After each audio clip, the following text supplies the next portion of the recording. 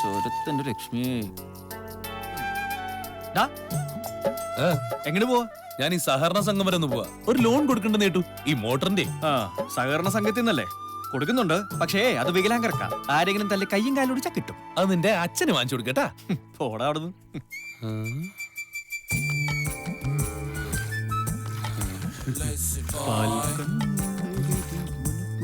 അനിക്കൂടാ ഒന്ന് മാറിയടാ. ഞാൻ കറക്കാം. എങ്ങനെ? കണ്ടപ്പോ ഒരു കൊതി. എന്ത്? മുലക്കി പിടിച്ച് നിന്റെ അത്രയും പരിചയമില്ല. ഞാനൊന്ന് നോക്കട്ടാ. മാറും ഗോമാതാവേ. പതുക്കെ പശുവാട്ടോ. അയ്യോ അയ്യോ.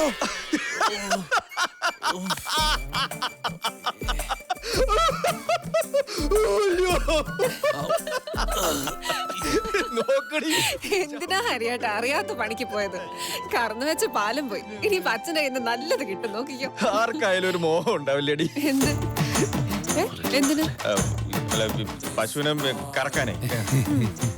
ഇവിടെ കറക്കിക്കൊണ്ടിരുന്നോ? അറിഞ്ഞോ, നാളെ എന്നെ ഒരു കൂട്ടർ കാണാൻ വരുന്നുണ്ട്. അച്ഛൻ നാണുവാശനോട് പറയുന്നത് കേട്ടതാ. വലിയ തറവാട്ടുകാരാണത്രേ. നല്ല ജോലി, കാണാനും സുന്ദരൻ. പിന്നെന്ത് വേണം? കെട്ടടി നീ. ആ, അത് തന്നെയാ നല്ലതെന്നാ എനിക്കും തോന്നുന്നത്. അല്ലെങ്കിൽ ഞാൻ ഇവിടെ കിടന്ന് മൂത്ത് നിറച്ചു പോവേള്ളൂ. ഇങ്ങോട്ട് വന്നേ. നീ എന്തിനാ വിഷമിക്കണേ? നമ്മളീ കല്യാണം കലക്കുണ്ടാ. അതല്ല, ഈ കല്യാണാലോചന എങ്ങനെ? ഞാൻ വഴി പറഞ്ഞു വരാം. ഭയങ്കര ബുദ്ധിയില്ല എനിക്ക്. നല്ല വീട്, വെറുതെ ആലോചന മുടക്കണോടാ. എങ്ങനെ? വെള്ളയുടുപ്പും കണ്ണാടി, കണ്ടിട്ടൊരു മാഷിന്റെ ലുക്കുണ്ട്. ആരാ? മനസ്സിലായില്ല. ഞങ്ങൾക്കും. നിങ്ങൾക്കാരെയാ കാണേണ്ടത്? തുടങ്ങിക്കോ. ഈ ഗംഗാധരൻ മാഷ്. അത് ഞാൻ തന്നെയാ. വരൂ, ഇങ്ങോട്ടിരിക്കാം. വരൂ, ഇങ്ങോട്ടിരിക്കാന്ന്. ഐശ്വര്യായിട്ട് മുടക്കിട്ട് വരാം. മാഷോടെ ഇരുന്നോളൂ. ഇരുന്നോളൂ. ഹൈ, ഇരുന്നോളൂ. ഈ റിട്ടയറായ ഗംഗാധര മാഷ് തന്നെ അല്ലേ? അതെ. വേണുവിന്റെ അച്ഛൻ? അതെ. ഭാര്യ ഇപ്പോഴും ഗോമതി അമ്മ തന്നെ അല്ലേ? അതെയല്ലോ.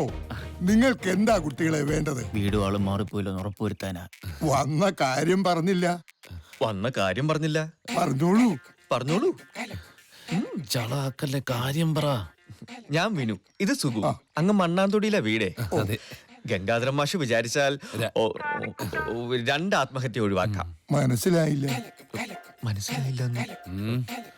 ഞാൻ സുഖു, അങ്ങ് മണ്ണാന്തൊടിയിലെ വീടേ. അത് പറഞ്ഞല്ലോ. അത് പറഞ്ഞല്ലോ. മാഷിന്റെ മോൻ കല്യാണം കഴിക്കാൻ പോണ അശ്വതിയുമായി ഞാൻ അഗാധമായ പ്രണയത്തിലാണ്. എന്തും സംഭവിക്കാം. ദുർബലനാണ് മാഷേ, എന്തും ചെയ്തു പോകും. അരുത് കുട്ടി, അവിവേകം കാണിക്കരുത്. എന്തിനും ഒരു പരിഹാരം ഉണ്ടാകുമല്ലോ. ആലോചനയുമായി ചെന്നു എന്നുള്ളത് ശരിയാ, പക്ഷെ ഒന്നും തീരുമാനിച്ചിട്ടില്ല. തീരുമാനിക്കരുത്, അപേക്ഷയാണ്. അപേക്ഷയാണ് മാഷേ, അപേക്ഷയാണ്. എന്നാ പിന്നെ ഞങ്ങളങ്ങോട്ട് വാടാ. ശരി സുഖു. ഞാൻ അപ്പോഴേ പറഞ്ഞല്ലേ, എനിക്ക് ഭയങ്കര ബുദ്ധിയാണ്. ഇനി ഇതേപോലെ ബുദ്ധി വേണ്ട കാര്യങ്ങൾ നീ എന്നോട് ചോദിച്ചിട്ട് ചെയ്താൽ മതി കേട്ടോ. കൊന്നുകളയി ഞാൻ. സ്വന്തം പെങ്ങടെ കല്യാണം മുടക്കാൻ പോയേക്കണു. പെങ്ങളെ കെട്ടാൻ എന്ത് യോഗ്യതാടാ ഇവനുള്ളത്? നിന്റെ കൂടെ കളിച്ചു വളർന്നതോ? ആർക്ക് കൊടുത്താലും വേലയും കൂലിയില്ലാത്ത നിന്നെ പോലൊരുത്തിന് തരില്ല ഞാൻ എന്റെ മോളെ. പള്ളിമുറ്റത്ത് തോർത്ത് വിരിച്ചിരിക്കുന്ന തെണ്ടിക്കൊണ്ടല്ലോടാ പറയാനൊരു പണി. നിനക്കെന്താ ഉള്ളത്? എന്താടാ നിന്റെ നാവിറങ്ങിപ്പോയോ?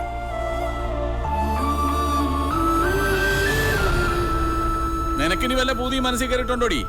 ഉണ്ടെങ്കിൽ അങ്ങ് മറന്നേക്കണം, അതാ എല്ലാവർക്കും നല്ലത്. ഇനി ഇവന്റെ കൂട്ടും കൂടി ഇതുപോലെ വല്ല പോക്കിരിത്തരത്തിനും പോയിന്ന് ഞാൻ അറിഞ്ഞ പേട്ടി നുറുക്കിക്കളയും ഞാൻ. അവനൊന്നും പറയണ്ട, എല്ലാത്തിനും കാരണം ഞാൻ നിർബന്ധിച്ചിട്ടാവും വന്നത്. എന്തിനാണാവോ? ഇവക്ക് വേറെ കല്യാണാലോചന എന്ന് കേട്ടപ്പോ വിളിച്ചിറക്കിക്കൊണ്ട് പോവാനാ ആദ്യം തോന്നിയത്. പിന്നെ എന്താ വേണ്ടാന്ന് വെച്ചത്? വിളിച്ചിറക്കിക്കൊണ്ട് പോവായിരുന്നില്ലേ? നീ പോയില്ല, നിനക്കറിയാം. പോയ പട്ടിണി കിടന്ന് ചാവൂന്ന്. എടാ, ആദ്യം ആണുങ്ങളെ പോലെ സ്വന്തം കാലിൽ നിൽക്കാനുള്ള ത്രാണി ഉണ്ടാക്കി, എന്നിട്ട് വന്ന് പെണ്ണ് ചോദിക്കും. അപ്പൊ ആലോചിക്കാം കല്യാണക്കാര്യം.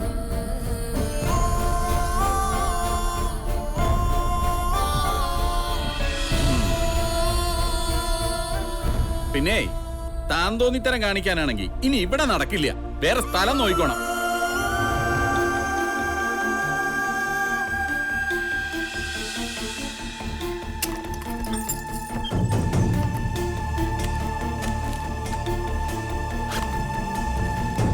ഹരിക്കൂട്ടാ എന്താ ഈ കാട്ടണത്? കുറച്ച് കാശ് വേണം. ഒരു ജോലി കിട്ടുന്നവരെ പട്ടിണി കിടക്കാൻ പറ്റില്ല. ഹരി, നീ എങ്ങോട്ടും പോണില്ല. തടയണ്ട, ഞാൻ തീരുമാനിച്ചു. ഹരിയേട്ടാ, നീ പേടിക്കണ്ട, ഞാൻ തിരിച്ചു വരും. നിന്റെ അച്ഛൻ പറഞ്ഞ യോഗ്യതകൾ നേടിക്കഴിയുമ്പോ അമ്മാവനോട് പറഞ്ഞേക്ക് ഈ പൈസക്ക് കണക്ക് വെച്ചോളാം. പലിശ സഹിതം തിരിച്ചു കൊടുത്തോളാം. എന്നാലും അത്രയും പറയണ്ടായിരുന്നു. ഒന്നുമില്ലേലും അച്ഛനും അമ്മയും ഇല്ലാത്ത കുട്ടിയല്ലേ. എല്ലാം പറഞ്ഞതുപോലെ ഒരു തെളിവ് അവശേഷിപ്പിക്കരുത്. ഇന്ന് തന്നെ തീർക്കണം നായിന്റെ മോനെ. എന്നാ ശരി. നാണു, ഓ താൻ വെളുപ്പിന് എഴുന്നേറ്റ് പോര്. വെള്ളം തിരിക്കാൻ അനി വന്നോളൂ. വേണ്ട, ഞാൻ ചെയ്തോളാം. നാളെ കടയിൽ പോകാനുള്ളതല്ലേ അനിക്കുട്ടന്. 100 ആയുസ അനിക്കുട്ടന്. എന്താടാ, എന്തു പറ്റി? ഹരി പോയി. പോവേ? എങ്ങിട്ട്? അറിയില്ല, ഇനി വരില്ല. എന്തിനാണ് അച്ഛ എല്ലാരും ഇങ്ങനെ വേദനിപ്പിക്കണേ? അതുകൊണ്ട് എന്ത് സുഖം അച്ഛനെ കിട്ടണേ? ഇനി ഇതെല്ലാം വെട്ടിപ്പിടിച്ച് സ്വന്തം മക്കൾക്ക് തരാനാണ് മോഹമെങ്കിൽ അച്ഛനെ തെറ്റി. ഹരിക്ക് അവകാശപ്പെട്ട ഒരു പിടി മണ്ണ് പോലും ഞങ്ങൾക്ക് വേണ്ട. നീയും അച്ഛൻ അങ്ങനെയാണോ മനസ്സിലാക്കിയിരിക്കുന്നത്? നിന്റെ അച്ഛൻ ആരെയും ചതിച്ചിട്ടില്ല. ഗോവിന്ദൻകുട്ടി പറയുന്നത് പോലെ എന്റെ കയ്യിൽ ഒരു പവർ ഓഫ് അറ്റോർണി ഇല്ല. ഈ കാണുന്നതെല്ലാം ഹരിയുടെയാണ്. ഞാൻ വെറും കാവൽപ്പട്ടി. അവൻ നന്നാവാൻ വേണ്ടി മാത്രമേ ഞാൻ ഓരോന്നും പറഞ്ഞിട്ടുള്ളൂ. ഈ കാണുന്നതൊക്കെ അവന്റെ അച്ഛൻ കഷ്ടപ്പെട്ടുണ്ടാക്കിയതാ. അതൊന്നും അന്യാധീനപ്പെട്ടു പോകരുത് എന്ന് മാത്രമേ ഞാൻ ആഗ്രഹിച്ചിട്ടുള്ളൂ. പിന്നെ അച്ചു, അവള് ഹരിക്കുള്ളതാ. അത് ഹരിയുടെ അച്ഛൻ മരിക്കുന്നതിന് മുമ്പേ ഞാൻ കൊടുത്ത വാക്കാ. മണ്ണ് വിറ്റ് എത്ര നാൾ ജീവിക്കാൻ പറ്റും? അവനൊരു ജോലി വേണം, സ്വന്തം കാലിൽ നിൽക്കാൻ പറ്റണം. അത്രയേ ഞാൻ ആഗ്രഹിച്ചിട്ടുള്ളൂ. അവനിൽ ആ വാശി ഉണ്ടാക്കാനാ ഞാൻ ഓരോന്ന് പറയുന്നത്. നീ വിഷമിക്കണ്ടടാ, അവൻ എവിടെ പോവാനാ? ഞാൻ വിളിച്ച അവൻ വരും. നീയും അവനും എനിക്കും ഒരുപോലെയല്ലേ? വീട്ടിലേക്ക് ചെല്ല്. അവിടെ അമ്മ അച്ചു ഒറ്റയ്ക്കാ, അവര് പേടിക്കും. പൊയ്ക്കോ, ഞാൻ ഹരിയെ വിളിച്ചുകൊണ്ട് വരാം. പൊയ്ക്കോ.